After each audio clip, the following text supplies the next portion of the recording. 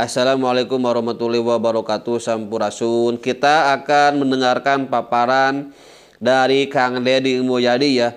Perihal tentang itu bagaimana bekerjanya Kang Deddy Mulyadi, bagaimana visi misinya Kang Deddy Mulyadi terkait tentang pendidikan yang berkarakter di Jawa Barat ya. Oke, kita akan simak videonya bersama-sama. Silahkan.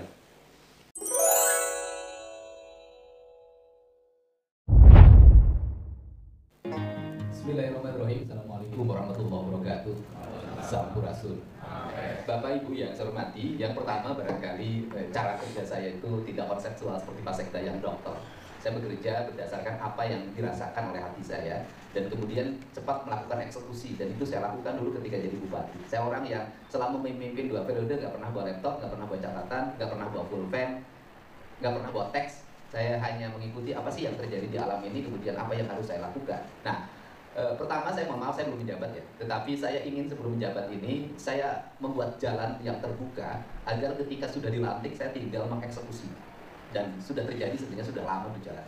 Yang pertama, saya termasuk orang yang tegas, saya orang yang mengikuti ajaran leluhur. Sudah ajaran leluhur itu ajaran Karhun. Ajaran Karhun itu ajaran apa? Ajaran kemanusiaan, ajaran ketuhanan, ajaran nilai-nilai yang mengajarkan tentang manusia, yang dia harus baik dengan alam, baik dengan sesama manusia. Itu ya. Nah, perspektif ini yang saya pakai untuk membangun apa sih dalam generasi ke depan. Saya ingin membangun satu literasi dalam pikiran orang Indonesia, pikiran orang Jawa Barat, bahwa mereka itu punya leluhur yang punya peradaban.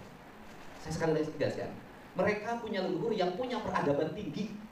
Yang menjadi problem adalah hidup kita selama ini tidak pernah mau belajar pada mereka. Kita meninggalkan mereka, kita membelakangi mereka. Sebagai contoh konsep rumah saja, kita membutuhkan sungai tapi kita membelakangi sungai. Kita menghinakan air dalam setiap hari. Menghinakan.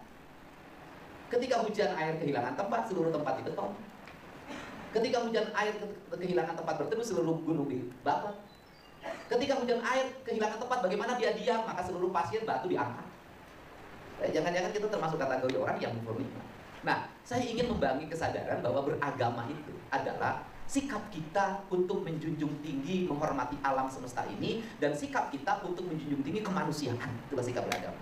Nah, inilah yang ingin dibangun dalam frame pendidikan Jawa Barat istimewa itu. Maka ke depan, frame pendidikan Jawa Barat adalah anak-anak yang naik kelas adalah anak-anak yang punya budi pekerti. Walaupun dia pinter, walaupun dia hebat, tapi tidak punya budi pekerti, dia tidak punya hak untuk naik kelas. Kenapa? Pendidikannya gagal.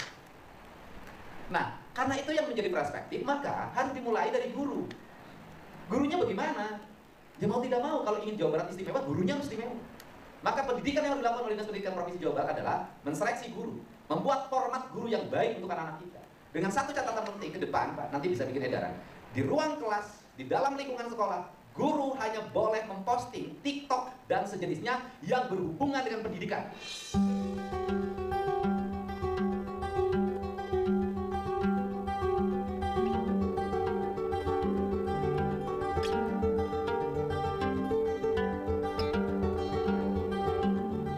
Anak-anak belajar di kelasnya, di TikTok nggak ada masalah. Anak-anak berlari, bersepak bola, nggak ada masalah. Tapi jangan guru-guru di kelas-kelasnya itu bertiktok-tiktokan yang tidak ada kaitannya dengan pendidikan, untuk pendidikan, kecuali urusan dia di rumah, itu hak dia di rumah. Ini penting. Kenapa? Karena kita ini adalah ingin, bayangin Pak, saya malu kalau dilihat di media sosial, bagaimana orang memperbandingkan anak-anak di Cina, anak-anak di Amerika, diperbandingkan dengan anak-anak di kita. Kan malu saya Pak. Ini anak Indonesia, ini anak Amerika, ini anak Cina, anak Tiongkok. Beda ternyata. Di kita masih sibuk tiktokan di luar, orang lain bikin robot, orang lain bikin kerajinan, orang lain menyusun masa depan. Kita mempersiapkan diri menjadi generasi konsumeris yang suatu saat akan terbut. Saya ngomong gak main-main Pak. Hari ini tanah kita sudah terbut di pedesaan, sudah mulai bergeser di orang-orang kaya. Sebentar lagi teknologi kita sudah terbut. Kita ini konsumen loh hari ini, bukan produsen. Nah, caranya kita rusak loh pendidikan hari ini Pak. Nggak bisa lagi pendidikan kita dibiarkan seperti hari ini. Sehingga saya tuh prihatin, setiap hari saya selalu keliling ketemuin anak-anak muda SMA, pulang sekolah nongkrong di saung, cara buang sampahnya nggak bisa, dia lemparin botol ke sawah, habis itu dia pulang membiarkan seluruh sawah itu rusak. Saya bilang, ini sekolah apa ya? Nah, ini harus dirubah. Nah, karena ini harus dirubah, maka kita harus punya pendekatan lokalitas. Ya, ketika debat saya katakan pendidikan di Jawa Barat berbasis ekosistem. Makanya saya merumuskan kantor itu berdasarkan ekosistem wilayah. Orang kalau ngerti. Makanya saya menyebut kantor gubernur wilayah Sunda Kulon Betawi. Kan itu saya ngomong gitu kan.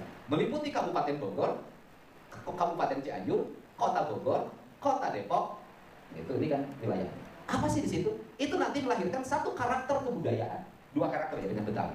Dari dua karakter kebudayaan itu nanti melahirkan produktivitas publik, pertaniannya sistemnya apa, arsitekturnya apa, kemudian seninya apa, kemudian passionnya seperti apa, makanannya seperti apa. Itu jadi rumusan itu dan itu menjadi sistem di sekolah nanti. Sekolah yang berbasis pertanian, anak-anaknya harus turun ke pertanian. Sekolah yang dekat industri, anak-anaknya harus ngerti dan menguasai industri yang ada di situ. Sekolah yang dekat laut, anak-anaknya harus menguasai teknologi kelautan. Sekolah anak-anak gunung, dia harus mampu merawat dan menjaga gunung, karbonnya, sumber mata airnya, dan membuat landscape gunungnya tertata, melahirkan industri pariwisata. Ini harapan saya. Sehingga nanti ke depan, sistem sekolah yang dibangun oleh provinsi, desain arsitekturnya harus dirumuskan secara baik oleh tim ahli. Gak boleh ruang-ruang kelas anak kita dibuat oleh kontraktor sembarangan, dibuat dalam rencana sembarangan. Gak boleh. Kenapa? Kita lagi mempersiapkan generasi beradab. Siapa yang menjalankan ini, Pak Prabowo?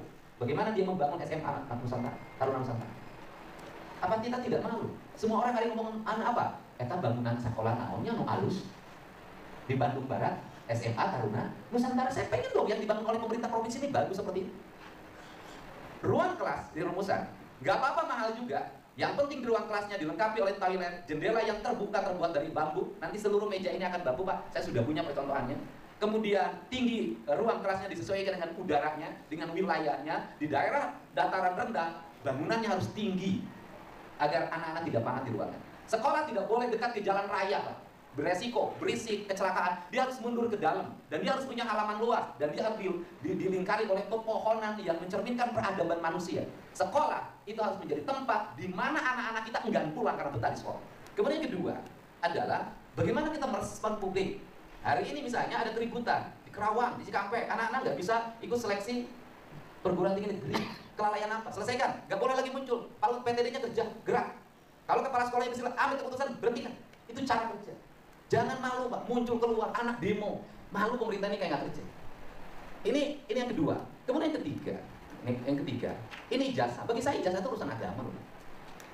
Ini persis kezaliman yang dilakukan ketika orang masuk ke rumah sakit melahirkan, bayinya ditahan. Persis.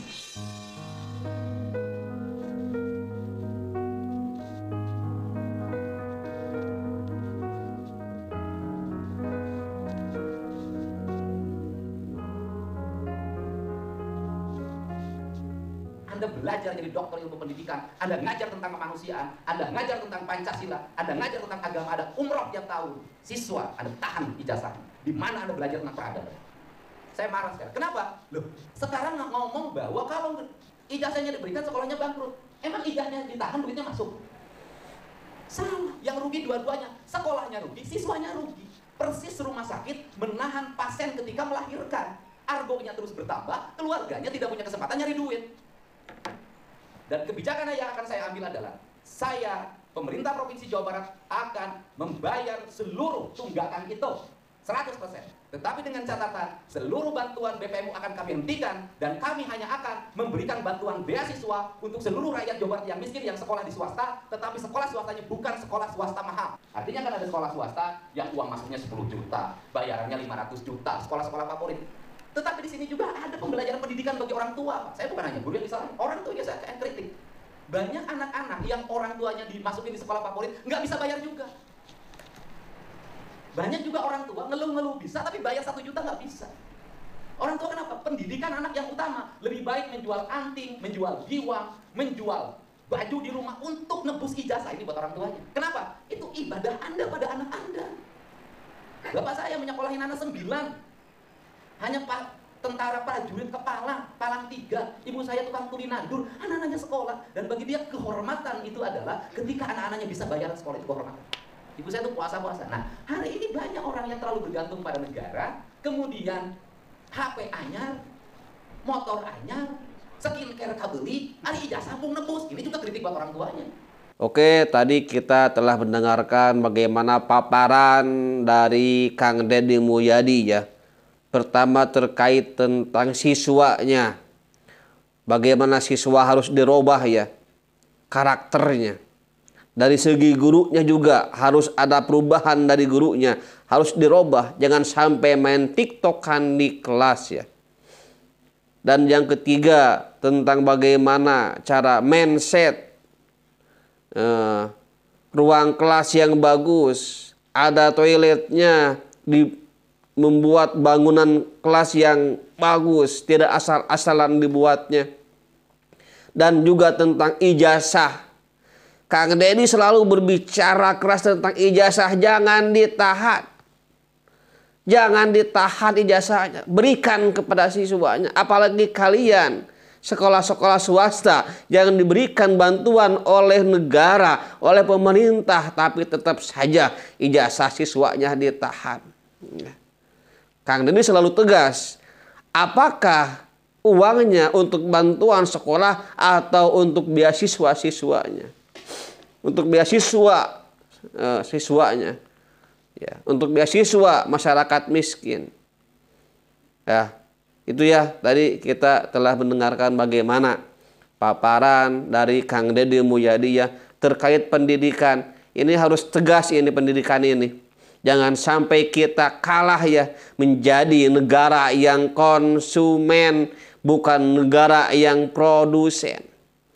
Kita ini harus menjadi negara yang produsen, menyongsong masa depan, bisa membuat sesuatu hal yang baru, bukan hanya mengkonsumsi dari mereka, dari negara lain, ya, sebagai masyarakat yang konsumtif, tapi jadilah masyarakat yang produksi ya.